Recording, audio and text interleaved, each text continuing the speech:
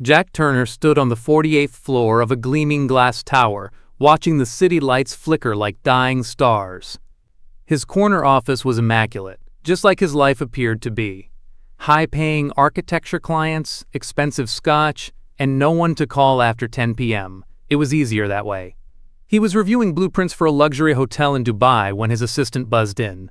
"There's a courier here, says it's urgent. No return address." Jack almost ignored it until he saw the envelope. Cream-colored, handwritten. Ink slightly smudged. It was his mother's handwriting.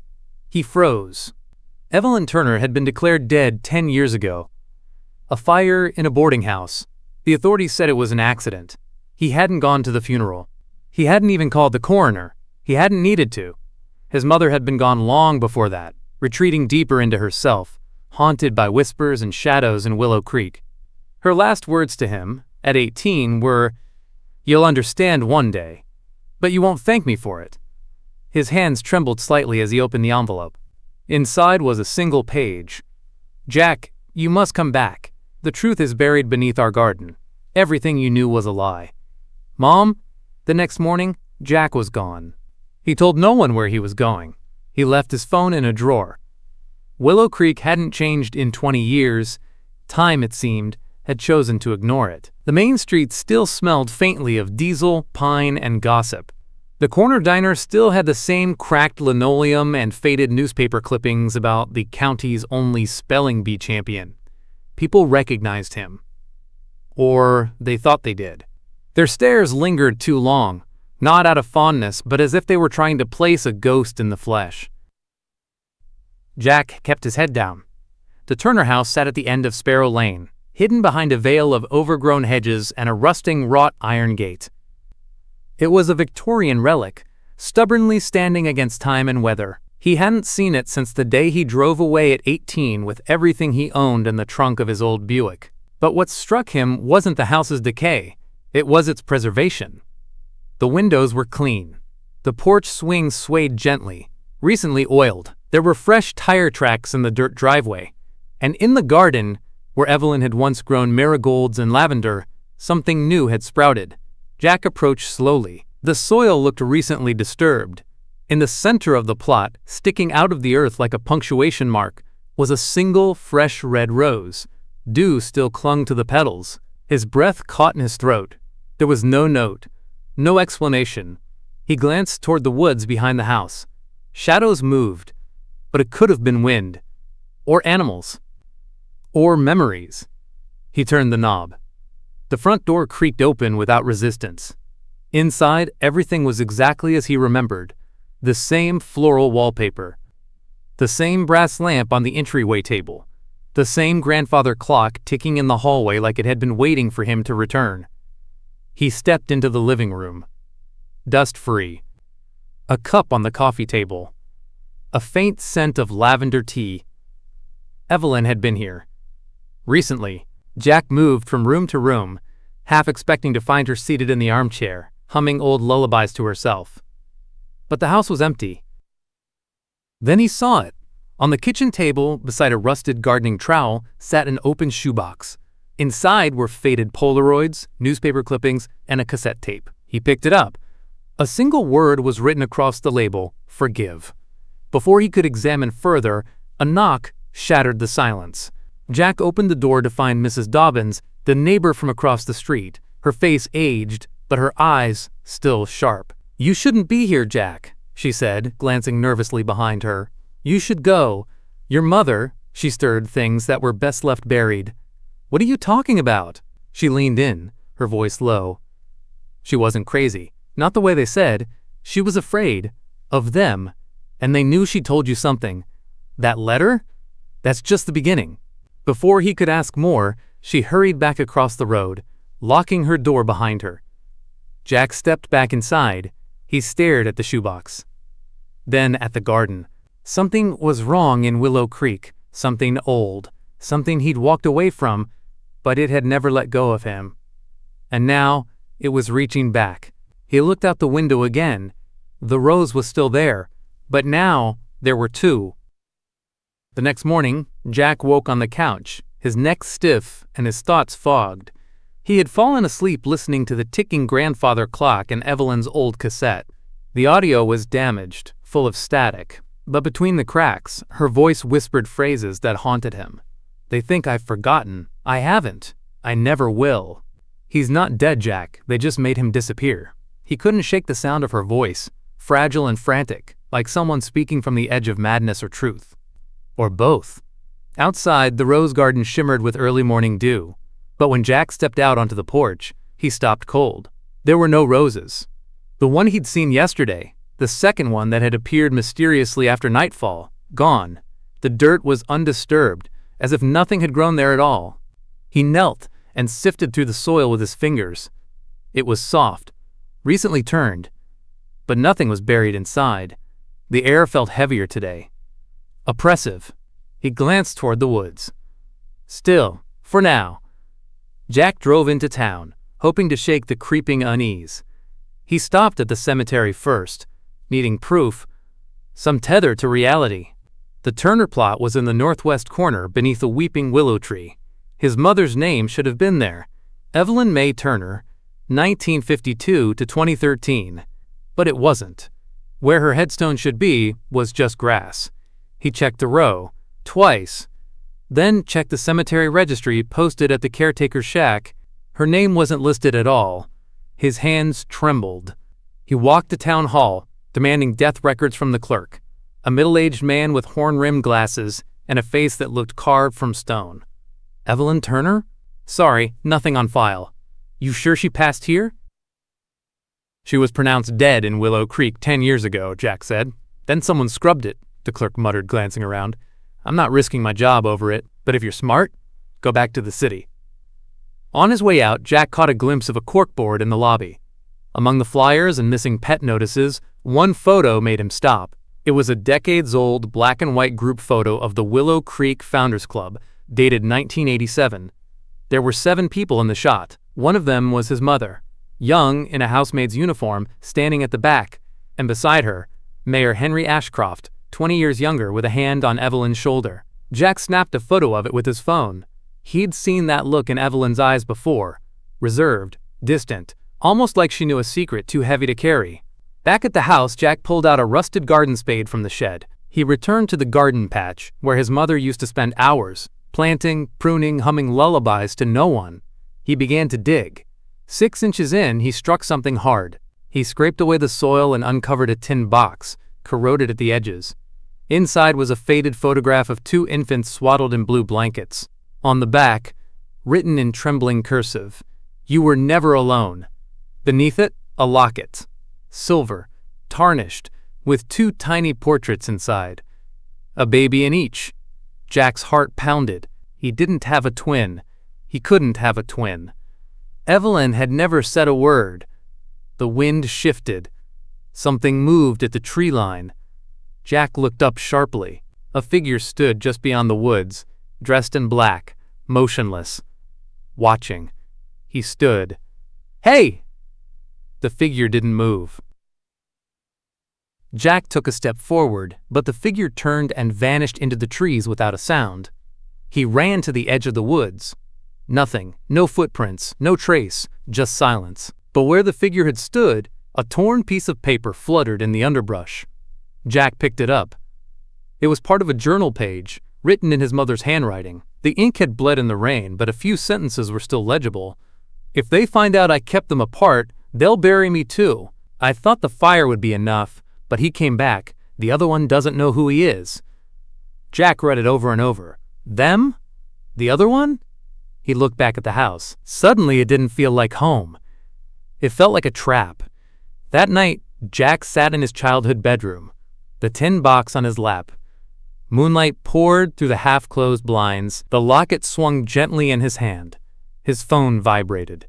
A new message from an unknown number. "She lied to protect you.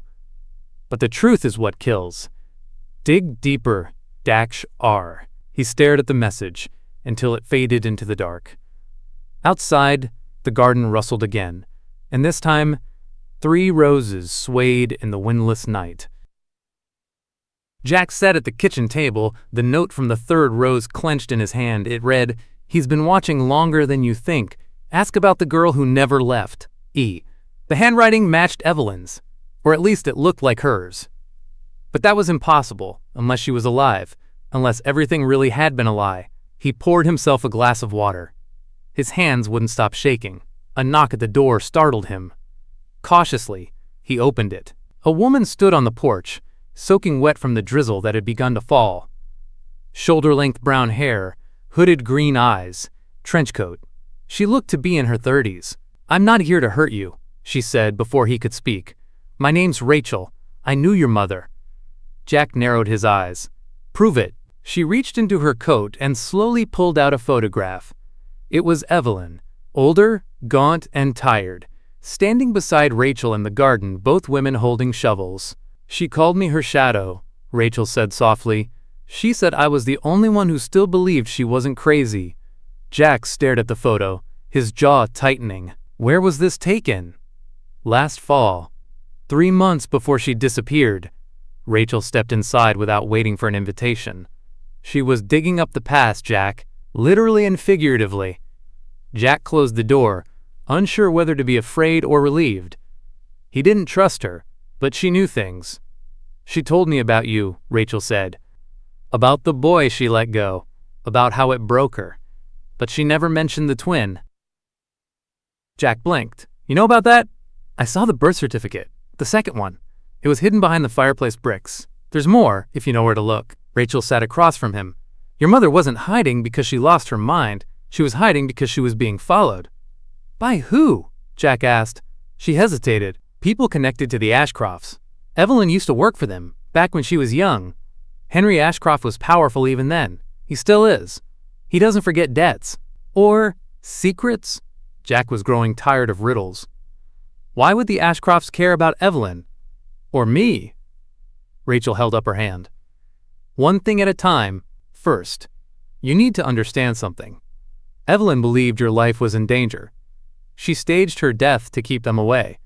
But they never stopped watching. She thought one of them might try to silence her permanently. That's why she recorded everything." "Everything?" Jack asked. "She had tapes. Dozens. Journal entries, interviews, even a map." Rachel glanced around the room. "Where's the tin box?" Jack froze. "How do you know about that?" "She showed it to me once. Said it was for you. Told me to make sure you got it if anything ever happened to her." She leaned forward. "Did you open it all the way?" Jack nodded, then stopped. He hadn't. There had been a false bottom. He returned to the box, pried beneath the lining, and sure enough, a hidden compartment popped open. Inside were 2 things, a folded birth certificate with the Turner County seal, and a smaller, older one, faded and half-burned. Jack opened the first. His name was there, but the line for father had been blacked out, redacted with thick ink. Then he unfolded the second. It was a certificate for another boy. No name listed, just a date of birth that matched Jack's. His hands went cold. "What the hell?" Rachel stood behind him, reading over his shoulder. "She called him Caleb in the tapes. Said he was taken during a fire when you were toddlers. That you were too young to remember." Jack suddenly remembered something. Flashes of flame, screaming, a hand pulling him from a burning crib. "You think Evelyn was hiding him too?" he asked. "I think she tried to find him for years," Rachel whispered. "But someone didn't want her to." A loud crack outside made both of them jump. Rachel rushed to the window and peeked through the curtain. "We're being watched." Jack followed her gaze. A figure stood half hidden in the tree line again, closer this time. In his hand, a piece of paper. Rachel's eyes widened. "He's holding part of Evelyn's journal. I've seen that page." Jack's heart thundered. "Then he's been inside the house." They both ran out into the yard, but the man turned and disappeared into the woods again, silent as a ghost. Jack picked up the dropped paper. Another fragment from Evelyn's journal. "They threatened to take both, but I begged. I gave them one. The healthy one. They let me keep Jack, but I lied. I lied about everything." Jack crumpled it in his hand. "I wasn't the one who was taken," he whispered. Rachel put a hand on his arm. "Jack, the twin might still be alive." and I think someone else knows where he is." Jack sat on the floor of his childhood bedroom, the burner phone still in his hand, the voice from the other end echoing in his ears. "She broke the pact. Now it's your problem too." He didn't recognize the voice. Male, gravelly, calm. But it knew things. Knew Evelyn. Knew about the pact. A pact Evelyn had never mentioned. Rachel sat in the hallway just outside the door, her knees hugged to her chest, silently listening. They were both unraveling, and the threads were coming loose faster than they could grasp them. "Did the voice say anything else?" she finally asked. Jack shook his head. "Just this. Ask about Caleb. Ask the Ashcrofts what happened in '89.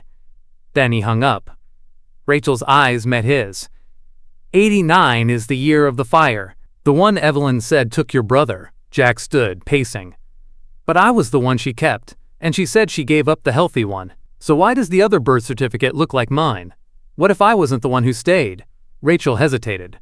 "Jack, Evelyn may have switched the names, or the birth records were falsified. If Caleb was the one taken, and his identity was hidden, then maybe you're Caleb." Jack stared at her, the weight of the idea settling like concrete in his chest. "So who the hell have I been?" They began digging into local records, newspaper archives, and town gossip. The fire in 1989 had destroyed half the Turner house. The only official report listed an electrical accident and one fatality, unnamed infant male. But the hospital records were sealed.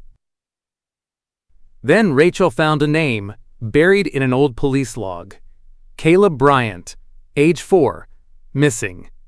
Case closed abruptly 2 weeks later, no further notes. "That's him," she whispered. Jack frowned. "Why would they close the case?" Rachel traced her finger down the document. "Look at the date. The same day the Ashcrofts' estate mysteriously caught fire. No reported damage, no official cause." "The Ashcrofts?" Jack's stomach twisted. "What does that have to do with Caleb?" Rachel pulled a folded newspaper clipping from her pocket. "Ashcroft family receives guardianship of orphan child after local fire tragedy." It was vague. No names. Just a smiling photo of Mayor Henry Ashcroft and his wife, standing beside a boy, maybe 4 years old, with his face turned away. "They adopted him," Jack said quietly. "They took Caleb, or they hid him," Rachel said, "to erase Evelyn's connection to the Ashcrofts." That night the storm rolled in. Jack was alone when he went down to the cellar. Rachel had gone to town to retrieve more tapes Evelyn left with a family friend. The wind howled through the cracks in the window panes, and lightning lit the basement in flickering flashes. Jack swept the room with a flashlight. Something in the wall behind the shelves looked off. He pushed the unit aside and noticed a faint seam in the stone. He pressed against it. The wall clicked. A hidden door creaked open. Behind it, a narrow corridor lined with mildew, cobwebs, and dust led to a small underground room. Inside, the air was thick and stale, and the walls were lined with cassette tapes, notebooks, newspaper clippings, and a massive corkboard covered in red string and names. Evelyn's secret room, a shrine of obsession, of fear, of protection. Jack stepped forward, scanning the board. At the center were 2 photos, one of him as a baby, the other of a boy he didn't recognize. The boy's photo was labeled Caleb, A-K-A-C, taken after the fire. Raised by the Ashcrofts? Lines connected his photo to Henry Ashcroft, Mayor's Office, and Willow Creek Medical Board. Next to it, Founders Pact. Silence equals survival. Jack played one of the tapes. Evelyn's voice filled the small space, cracked with emotion. "They took him. They said it was the only way to keep him safe, or to keep me quiet. I had no choice. I signed the paper. The Ashcrofts promised he'd never know who he was. But then, Jack started asking questions. I couldn't let them find out. Couldn't let them know I remembered." Thunder crashed. Jack turned to leave, and froze. In the corner of the room was an old crib, scorched and warped from fire damage. Beneath it was a dusty journal. Inside, Evelyn had drawn a diagram of the Turner house, the fire escape route, and a list of names. Jack's name was there. So was Caleb's. But next to Caleb's name was a single word: Ashcroft. Rachel burst into the cellar moments later, soaked from the storm. "Jack! I just spoke to someone who knew Evelyn when she was a housemaid. You won't believe this." Jack held up the journal. "I already do." Jack sat back, the cassette player still humming faintly with Evelyn's voice. The tape crackled as her words spilled secrets darker than he had imagined. The Ashcrofts, they didn't just cover up Caleb's disappearance. They made a pact, a deal sealed with blood and silence that kept Willow Creek's darkest sins buried beneath generations. His fingers trembled. The Ashcrofts, the town's elite family. For decades they had wielded power quietly, their names on every street sign, school, and business. But Evelyn's tapes painted a different picture, one of manipulation, coercion, and cold-blooded betrayal. Rachel leaned over his shoulder, reading the yellowed newspaper clippings pinned to the corkboard. Willow Creek Founders Pact signed 1975. Local families unite to protect town's future. Rachel's voice was a whisper. The Turner family was one of the original founders, but after the fire, they were quietly pushed aside. The Ashcrofts rose, controlling everything from the mayor's office to the police. Jack's eyes darted to a photo taped beside the clipping. Evelyn, younger and frail, standing in the Ashcroft estate's grand foyer, a maid's uniform hanging loosely from her thin frame. Behind her, Henry Ashcroft's sharp gaze followed. She was a housemaid for the Ashcrofts? That's how she got involved? Jack muttered.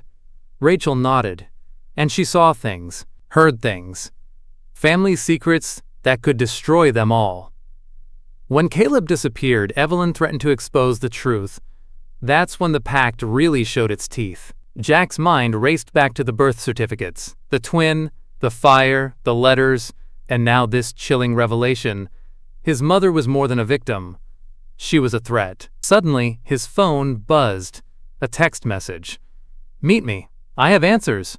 Midnight, the old Ashcroft barn." Jack glanced at Rachel. "Who sent this?" "No idea," she said, brows furrowed. "But it's too coincidental." Curiosity and dread tangled inside him. He had no choice but to go. Midnight was thick with fog as Jack approached the decaying Ashcroft barn on the edge of town. The air smelled of damp wood and rust. He paused, heart pounding. Inside, shadows flickered as a figure stepped forward. A man in his 40s with sharp eyes and a faint scar across his cheek. "Jack Turner," the man said, voice low but urgent. "You don't know me, but I knew Evelyn. My name's Tom Gallagher. I used to work for the Ashcrofts." Jack's guard rose. "Why should I trust you?" Tom's eyes darkened. "Because I want to help you bring them down." He pulled from his coat a worn surveillance photo, grainy but unmistakable. It showed Evelyn meeting with Mayor Ashcroft only 2 weeks ago. Jack's breath caught. "How? I thought she was missing." Tom nodded grimly. "She never left town. She's been hiding, gathering proof. But the Ashcrofts found out. They're desperate to keep their secrets. They've been watching you too." Jack's hands clenched. "So the pact isn't just history, it's alive." Tom leaned in. "The pact was made to protect the founders' families from exposure. It guaranteed silence through intimidation, disappearances, even murder. Caleb was just the beginning." Jack's mind reeled. The Ashcrofts took Caleb after the fire, but what you don't know is that they used him as leverage to control Evelyn. Tom's next words cut through the silence like a blade. They promised her freedom if she stayed quiet about their true crimes. Jack swallowed hard. "And she refused?" Tom nodded. "That's why she's gone again. But she left behind a trail. Tapes, journals, proof. The Ashcrofts are terrified that you'll find it." Jack clenched his fists. "I will find it." Back at the Turner house, Jack and Rachel pored over the tapes Tom had brought. New recordings Evelyn had secretly made in the past months. One tape revealed a chilling conversation between Evelyn and Henry Ashcroft. "Henry Ashcroft, you crossed a line, Evelyn. Keep silent, or Caleb's fate will be yours." Evelyn, You can't scare me anymore. The truth will come out. You know it will. Henry Ashcroft. Then you leave me no choice. The tape ended abruptly with a loud bang and Evelyn's terrified gasp. Rachel's voice trembled. She was fighting back, and they tried to silence her. Jack's mind raced as he pieced together the story. The Ashcrofts had built their empire on lies, manipulating the town and destroying anyone who threatened them. But the biggest shock came next. In a hidden envelope marked, "For Jack only," Jack found a letter from Evelyn. Her handwriting was shaky but determined. "Jack, if you're reading this, then I'm gone again. They're closer than ever. You must find Caleb, your brother, before they do. He holds the key to breaking the pact. Trust no one but Rachel. The Ashcrofts will stop at nothing. Be careful. Mom?" Jack's heart pounded. He was not just fighting to uncover the past. He was fighting for his family's future. Jack's fingers trembled as he stared at the address scrawled on the faded postcard he'd found tucked inside Evelyn's journal. It was a remote cabin on the outskirts of a neighboring town, a place shrouded in mist and rumors. The note simply said, "He's waiting, but not for you." For years, Jack had been chasing shadows, questions without answers, ghosts without names. Now, at last, he was going to meet the brother he never knew existed. The drive was long and silent, the highway winding through dense forests and fog-drenched hills. Jack's thoughts raced. What would Caleb, or Cole, as the man apparently called himself, be like? Would he even remember the family he was born into? The cabin appeared suddenly, a solitary structure battered by wind and time. Smoke curled lazily from the chimney, but no light shone through the grimy windows. Jack knocked. The door opened slowly, revealing a tall man with wary, haunted eyes and a tangled beard. His clothes hung loosely, as if he'd shed a life behind him. "Cole," Jack said, voice soft. "I'm Jack, your brother." Cole's eyes flickered with confusion, then hardened. "I don't know who you are, and I don't want to." Jack's heart sank. "You're Caleb, the boy who disappeared after the fire. Mom's son, my twin." Cole shook his head violently. "That's not me. That's a story someone told me to keep me locked away." Jack took a breath, trying to bridge the gulf. "I have the truth. Evelyn's letters, tapes, everything. You've been sent letters too, haven't you? From someone calling herself Mother?" Cole's jaw tightened. "Yeah, but I don't trust them. Every letter pulls me deeper into a maze I don't want to be part of." Jack stepped inside, the air heavy with dust and secrets. "Mom sent those letters to bring us together, to help us break the Ashcrofts' hold." Cole's laugh was bitter. "The Ashcrofts? They're ghosts to me. But the people who sent those letters, they're watching me, threatening me." Jack's blood ran cold. "Why didn't you come back before?" Cole looked away. "Because I forgot who I was. My memories, they're broken. Flashbacks, nightmares, but no real past. It's like my life was erased." Jack's voice cracked. "You're not alone anymore. We'll figure it out, together." Days passed, and Jack stayed with Cole, trying to piece together the shattered fragments of his brother's past. Late one night, as rain hammered the cabin's roof, Cole handed Jack a crumpled letter. "You don't know me, but I've been watching. The Ashcrofts lie." Evelyn lied. "The truth is darker than you think. Don't trust Rachel." Jack's eyes narrowed. "Rachel?" Cole's voice was cold. "She's hiding something." "I overheard a call. Someone mentioning her name alongside the Ashcrofts. Maybe she's not on our side." Jack's mind reeled. Had Rachel, the woman who had guided him this far, been manipulating him? The next day, tensions reached a boiling point. Jack confronted Rachel in the Turner house. "Why didn't you tell me about the letter?" he demanded. Rachel's face paled. "I wanted to protect you. Caleb was dangerous to get involved with. He's fragile, and if the Ashcrofts found out we were searching for him, they'd come after all of us." Jack's anger twisted into suspicion. "Or maybe you're keeping secrets." Rachel's eyes flashed with hurt and defiance. "I've risked everything to help you. Evelyn trusted me." Jack hesitated, torn between doubt and desperation. As night fell, Jack and Cole heard the soft crack of a window breaking. Footsteps in the dark. Someone was watching. Suddenly, a shadow lunged at Cole. Jack scrambled, tackling the attacker, a young woman with cold, calculating eyes. "Who are you?" Jack demanded. The woman smirked. "Let's just say I'm protecting the Ashcroft legacy. You're meddling where you don't belong." She pulled a small, sharp knife. Cole pushed Jack aside, grappling with the attacker. In the struggle, the knife grazed Cole's arm, drawing blood. Jack's heart pounded. The woman hissed. "This is just the beginning." In the chaos, Rachel appeared, her eyes wide but resolute. "Get out of here," she urged. "I'll handle this." Reluctantly, Jack and Cole fled into the night. Safe for the moment, Jack looked at Cole. "We're in deeper than ever," he said. Cole nodded, wincing. "But at least now, I know who I am, and who they want me to be." The air inside the Turner house felt heavier than usual, like the walls were listening. Jack held the photograph in his hands. Rachel, radiant in an elegant gown, standing arm in arm with Henry Ashcroft at what appeared to be a fundraising gala. There was no mistaking the intimacy in the photo, the familiarity of two people who shared more than a casual acquaintance. Cole paced behind him. "She lied to us. She said she had no connection to them." Jack's mind reeled. "And now we know she's not just Evelyn's niece, she's part of the Ashcroft circle." The photo came with a note. "Not everyone wants the truth. Some are here to bury it with you." Rachel arrived late that evening, soaked from rain, her eyes puffy and wild with urgency. "You have to listen to me," she blurted before either brother could speak. "That photo, it's real, but it's not what you think." Jack crossed his arms. "Try me." She hesitated. "I did know Henry Ashcroft. I grew up in that world.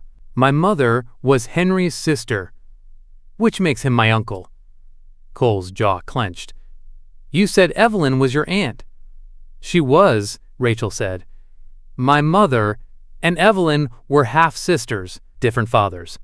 That's why no one ever talked about Evelyn in the Ashcroft family.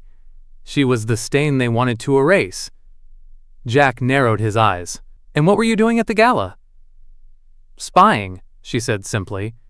"Evelyn sent me in years ago. She knew her sons might one day come looking for answers, and she needed someone on the inside. I kept close to the Ashcrofts, especially Henry, and I watched. I listened. I stole documents. I fed it all back to Evelyn." Jack struggled to read her. The pain in her eyes was real, but was it guilt or fear? Rachel pulled a small USB drive from her coat. "This has everything I collected. Bank transfers, bribery payouts, a full list of the families involved in the Founders Pact." Cole leaned in. "Including what they did to us?" Rachel nodded. "And more." Later that night, Jack plugged the drive into his laptop. Files poured open, audio recordings of closed-door meetings, photos of children, missing ones, listed as transferred between homes. Evelyn's name appeared repeatedly, always followed by chilling annotations. "Asset compromised, surveillance reinstated, silence must be maintained." One file was labeled simply, Project Orion. It was a decades-old document, stamped confidential, detailing an off-the-books Ashcroft family program to relocate children from troubled homes into loyal families within the Founders Network, ensuring their indoctrination and allegiance. Cole's face twisted in horror. "We weren't just separated, we were reprogrammed." Jack clicked into a subfolder and froze. There was a medical file on him. Blood work. DNA tests. Psychological evaluations. Rachel read over his shoulder. "That's not just a family file. That's a succession dossier." A word in bold letters caught his eye. Heir designate. Subject. Jack Turner. Ashcroft. Jack staggered back. "What the hell does that mean?" Rachel hesitated. "Jack, you're not Evelyn's biological son." The silence shattered like glass. "She raised you as her own because Henry Ashcroft ordered it," Rachel said, barely above a whisper. "You were the product of an affair between Henry and a woman named Lorraine. Henry couldn't risk a scandal, so he paid Evelyn to raise you as a Turner." Jack's stomach twisted. "You're saying my whole life was a lie." "She loved you," Rachel insisted. more than anything, but she knew the truth would destroy you, and maybe get you killed. The next morning, they drove to the Ashcroft estate. Cole refused to stay behind. "I need to face them too," he said. They found Henry in his sunroom, drinking whiskey as if it were morning tea. His expression didn't flicker when Jack stepped inside. "I wondered when you'd come," Henry said, voice calm as a winter storm. "I assume you've been digging." Jack threw the USB drive onto the table. "We know everything. The project, the pact, the lies." Henry poured himself another drink. "And now what? You think people care? You think this town would survive if the truth came out?" Cole stepped forward. "You stole me. You used Jack. And you tried to erase Evelyn." Henry's gaze sharpened. "Evelyn was weak. She let her heart interfere. She was meant to raise Jack, not teach him to ask questions." Jack's voice shook with fury. "You destroyed her life." Henry leaned back, unbothered. "I created yours." Rachel stepped forward, placing a small recording device on the table. "Confess, right now, or this goes public."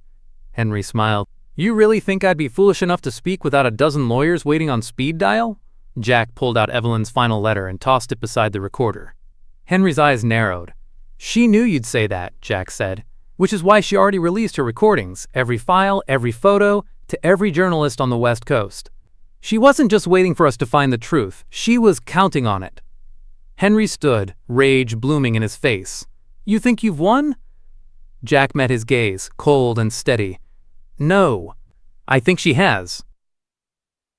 The sun was setting over Willow Creek, but to Jack Turner, it felt more like a countdown than a close of day. He stood before the burned remains of the original Turner home, the place where it all began. The earth was charred and cracked, but beneath the ashes, Jack felt something pulsing. Evelyn's letter had said the truth lay here, and he knew, somehow, that this was the final layer. Rachel and Cole stood nearby. Neither spoke. There was nothing left to say. Jack dug. The shovel hit something solid after only a few minutes. He dropped to his knees, clawing away the remaining dirt until he uncovered an old fireproof box, its edges warped, but intact. Inside, a journal wrapped in a cloth embroidered with the letter L. Lorraine. Jack opened it, hands trembling. The pages were dense, chaotic, written in a mix of love, fear, and desperation. Lorraine hadn't just been Evelyn's best friend. She was Jack's biological mother. Evelyn hadn't stolen Jack from her. She'd rescued him after Lorraine died in that fire, a fire meant for Evelyn. Lorraine had discovered too much about the Ashcrofts' Project Orion and threatened to expose them. Henry ordered the house burned, but Evelyn escaped, with Jack. A second letter was folded inside the journal. "They said you were too young to remember, but I saw your eyes when the flames rose. You didn't cry. You watched. You always saw the truth, even then. If you're reading this, Jack, it means you've found your brother. But you must also find your sister. They took her too." Jack reeled. "Sister?" he whispered. Rachel leaned in, stunned. "They told Evelyn only one child survived. They lied." Cole's face darkened.